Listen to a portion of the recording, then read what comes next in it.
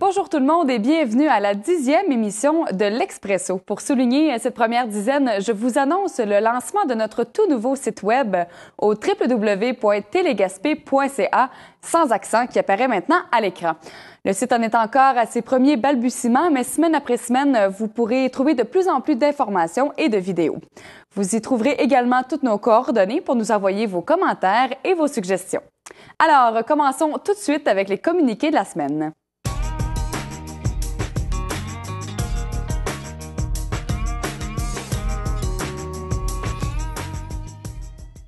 Le 4 février 2012 avait lieu le Gala national des prix de reconnaissance Essor à la salle Desjardins-TELUS à Rimouski.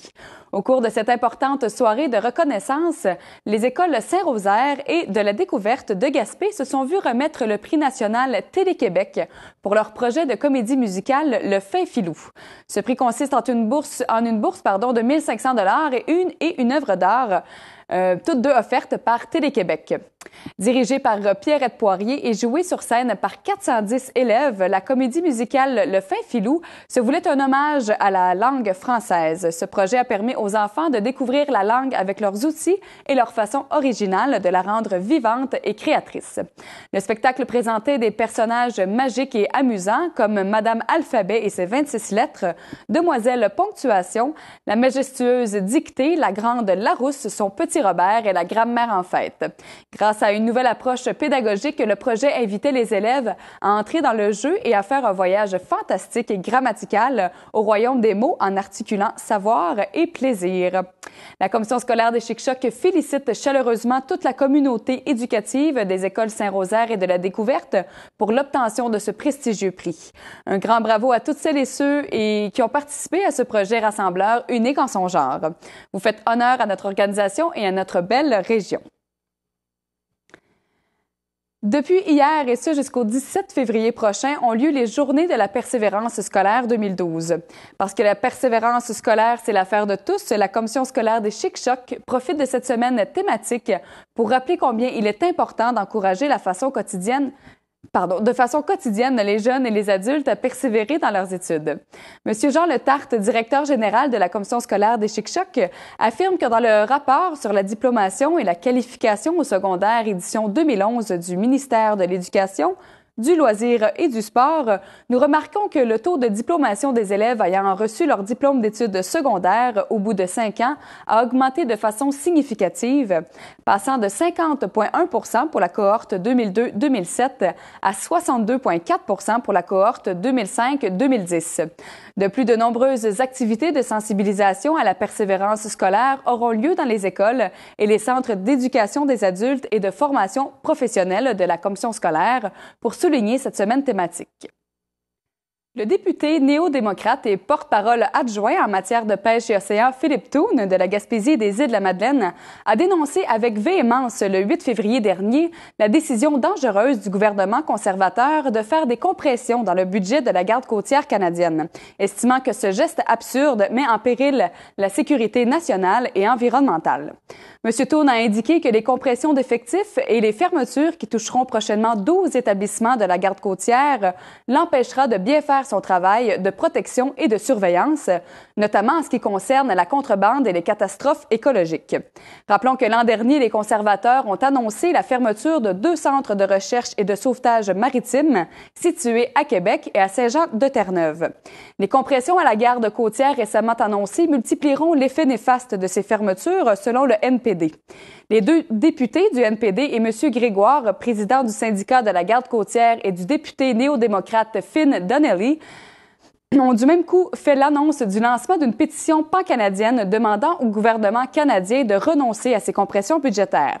La pétition sera présentée devant la Chambre des communes au cours des prochains mois. Les 2, 3 et 4 février dernier avait lieu la finale locale de secondaire en spectacle. Exceptionnellement, cette année, le public a eu droit à 3 soirées de spectacle dû au trop grand nombre d'inscriptions. Les 2 premières soirées furent réservées comme demi-finale et c'est le 4 février que les gagnants furent dévoilés lors de la finale.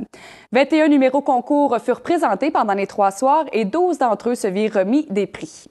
Les grands gagnants auront donc droit à des laissez-passer pour la finale régionale qui se tiendra le 14 avril prochain aux Îles de la Madeleine. Le premier numéro à remporter la grande finale fut le quatuor Point Final pour une création théâtrale intitulée La Thérapie. Composé de Marc-Antoine Dufresne, Rosalie Landry-Ouellette, Sarah-Claire Jalbert et Alexandre Coton, créateurs de la pièce, le groupe a également remporté le prix du programme Arts, Lettres et Médias du Cégep de la Gaspésie et des Îles, soit une bourse de 100 $. L'autre récipiendaire est le groupe musical Sucre d'Orge qui a interprété la pièce la première fois, originairement interprétée par les Sœurs Mallette. Ce sont donc 8 étudiants, Caroline Bernatchez, Caroline Denis, Rosalie Landry-Ouellette, Audrey Denis, Vanessa Dufresne-Collin, Mike Desgaris, Benoît Jonca-Leblanc et Marc-André Livernoche, qui représenteront la Pointe de Gaspé à la finale régionale des Îles de la Madeleine. D'autres prix furent remis lors de la soirée, entre autres le prix du public qui fut remis au groupe Novembre pour l'interprétation d'une pièce d'Éric Lapointe. Et finalement, un autre étudiant, François-Pierre Boulay, se vit remettre le prix Baptême de la scène pour avoir occupé la scène pour la première fois et ce, dans plusieurs numéros différents, comme joueur de batterie. Nous félicitons donc toutes les personnes ayant participé de près ou de loin à l'édition 2012 de Secondaire en spectacle et souhaitons bonne chance aux 2 groupes qui participeront à la finale régionale en avril prochain. Et maintenant, allons voir quelques nouvelles régionales.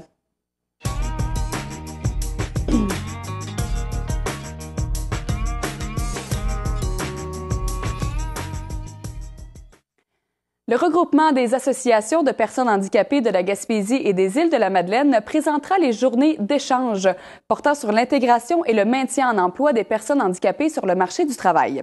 Selon une étude publiée en 2009-2010, 8 % de la population active de la Gaspésie, un pourcentage correspondant à 5 400 personnes, sont handicapées ou vivent avec une incapacité fonctionnelle. Ces rencontres auront pour but non seulement de briser les tabous par rapport à l'embauche de personnes handicapées, mais aussi de sensibiliser ces dernières aux réalités du marché du travail.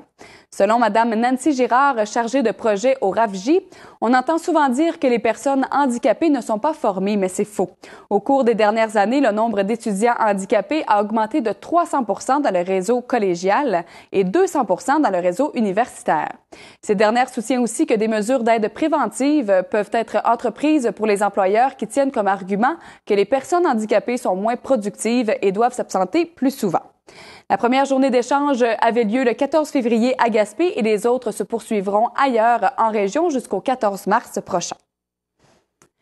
Après qu'Hydro-Québec ait coupé 3 postes en ressources humaines à Gaspé en décembre dernier, ainsi qu'un autre poste d'agent de service tout récemment, nous avons annoncé cette semaine que l'installation de compteurs électroniques plutôt que des compteurs électriques allait supprimer une 50aine de postes dans l'Est du Québec. Les avis sont assez mitigés sur le sujet, alors qu'Amir Kadir, co-chef de Québec solidaire et député de Mercier, souligne que si ça peut ne pas avoir de conséquences trop manifestes, disons dans la région métropolitaine, on sait qu'en Gaspésie, sur la Côte-Nord ou encore dans la région de l'Abitibi-Témiscamingue, ça peut avoir des conséquences désastreuses dans certaines communautés. Madame Danielle Chabot, porte-parole chez Hydro-Québec, affirme quant à elle que des 726 employés qui seront touchés par ces coupures, 30 % d'entre eux prendront leur retraite et les employés permanents seront réaffectés au sein de l'entreprise. Elle souligne également que cette technologie a déjà été utilisée par plusieurs autres entreprises et qu'elle est très efficace. Reste à savoir maintenant si elle a raison ou si la rentabilité ne sera pas aussi importante que prévu, tel que le croit Yannick Proux, représentant syndical chez Hydro-Québec. À la fin janvier, s'est tenu le Conseil national du Parti québécois. C'est lors de cette rencontre qu'est venue l'idée d'un référendum d'initiative populaire pour donner plus de pouvoir aux citoyens. Selon Pascal Bérubé, député de Matane, on pourrait bloquer un projet d'exploration et d'exploitation des hydrocarbures en Gaspésie dans la mesure où il y aurait un poids normal pour le gouvernement. Basé sur un concept déjà existant en Colombie-Britannique et en Californie, M. Bérubé ajoute qu'évidemment, ça doit être balisé dans les sujets possibles et dans le nombre de personnes nécessaires. Par conséquent, s'il y a suffisamment d'électeurs qui s'inscrivent à un registre, il pourrait forcer le gouvernement à se plier à leur volonté. Plusieurs autres points sont venus à l'ordre du jour lors de ce Conseil national et toujours selon M. Bérubé, son parti est en mode électoral et fin prêt pour le déclenchement à tout moment des élections. Et maintenant, allons voir ce qui se passe sur le plan local.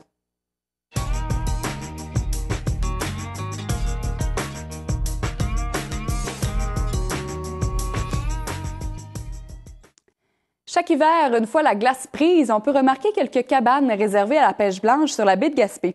L'an dernier, l'équipe de Télé Gaspé s'y est rendue afin de rencontrer les adeptes de ce type de pêche et en apprendre plus sur ce sport hivernal. Allons voir. Je me trouve actuellement sur la baie de Gaspé où la saison de pêche blanche tire à sa fin.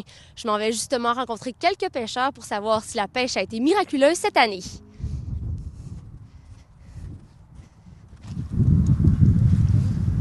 Il est pas gros. Malgré quelques petites déceptions, les pêcheurs sont unanimes. La saison de pêche blanche 2010-2011 aura été fructueuse. J'ai une couple de chums qui sont venus, puis dans ce qu'ils m'ont dit, c'était bon. Ça a été une bonne saison, oui. Pratiquement une bonne saison. Les gens ont pris pas mal de poissons, puis ça valait la peine, disons. Même si la pêche a valu le coup, les pêcheurs de longue date admettent que les prises d'éperlans sont moins nombreuses qu'il y a quelques années. Oh, oui, il y en a un peu, mais c'est moins d'avant. On est venu ici, on pêchait, on a pris plusieurs. Là, il y a des quotas de 120, puis on en prend moins qu'avant. Là. Oui, il y a beaucoup de changements. Si on se recule, quand j'ai débuté, il y a 25 ans passés, il y avait beaucoup de poissons. Beaucoup plus de poissons. Puis la glace, bien, ça débutait au mois de décembre. Puis là, cette année, ça a débuté dans le mois de janvier. Il y a beaucoup moins de glace. Puis il y a beaucoup moins de poissons aussi. Au-delà des changements climatiques, Frédéric Côté estime que la présence de phoques fait grandement fluctuer le nombre de poissons d'année en année. Mais souvent, là, on voit la différence par rapport aux phoques qui montent dans la baie. Comme l'année passée, il y avait beaucoup de phoques là, partout où il y avait un trou là, sur le bord du pont, partout là, il y avait des trous d'eau. Là, les phoques embarquaient sur la glace, il n'y avait pas de poissons à prendre. Puis là, cette année, il y a moins de phoques qu'on aurait dit, plus de poissons. Je pense que ça a une grosse importance. Au fil des ans, la technique de la pêche blanche n'a toutefois pas changé. Armés d'un vilebrequin, les pêcheurs creusent un trou dans la glace. Ils doivent ensuite préparer une ligne d'une quinzaine de mètres pour être en mesure d'attraper l'éperlan qui se cache au fond de la baie. On apporte avec de la crevette, on met ça à l'eau, puis on jigue un petit peu, puis on attend. On arrête de jiguer, puis on recommence. Jusqu'au temps qu'on ait une petite touche. Quand on a une petite touche, bien, on y répond, puis la moitié du temps, bien, on l'a. Comme ce n'est pas tous les pêcheurs qui s'offrent le luxe d'installer un abri, plusieurs mordus de la pêche hivernale doivent affronter le froid et le vent, et ce, tout en développant une autre qualité. Qui fait un bon pêcheur sur glace? La patience. C'est ça qui fait un bon pêcheur.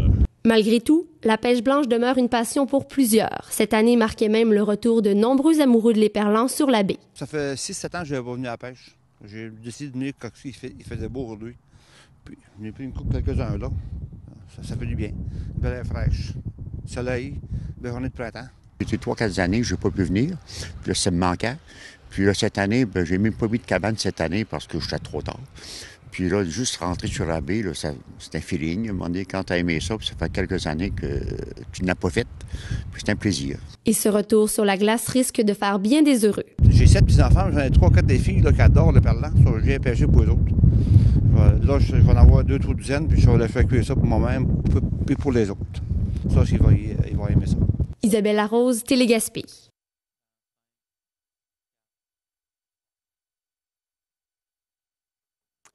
Nous avons présenté il y a quelques semaines la bande-annonce d'un court-métrage créé par le collectif de cinéma du Cégep de la Gaspésie et des Îles. L'intégrale de ce court-métrage vous sera présentée tout de suite après l'émission de cette semaine. Ce qui est intéressant de savoir, par contre, en fait, c'est que le réalisateur de ce court-métrage, Jean-François Aubé, également professeur de cinéma au Cégep de la Gaspésie et des Îles, est actuellement au Sénégal. Ce dernier présente un blog sur le site de graphici.ca où il parle de son expérience et de ce qui se passe dans ce pays. La vidéo que vous voyez actuellement est en fait des émeutes aussi par rapport aux élections qui se déroulent en ce moment au Sénégal. Je vous invite donc à suivre son aventure via le site de graphici.ca dans la section blog. Lundi dernier, le 6 février, avait lieu l'Assemblée mensuelle de la Ville de Gaspé. Voici donc un petit survol des dossiers dont il a été question. Tout d'abord, le maire François Roussy semble bien optimiste face à l'année 2012 qui s'amorce. Ça risque d'être une grosse année en termes de développement et de bonnes nouvelles et une belle énergie semble vouloir se présenter.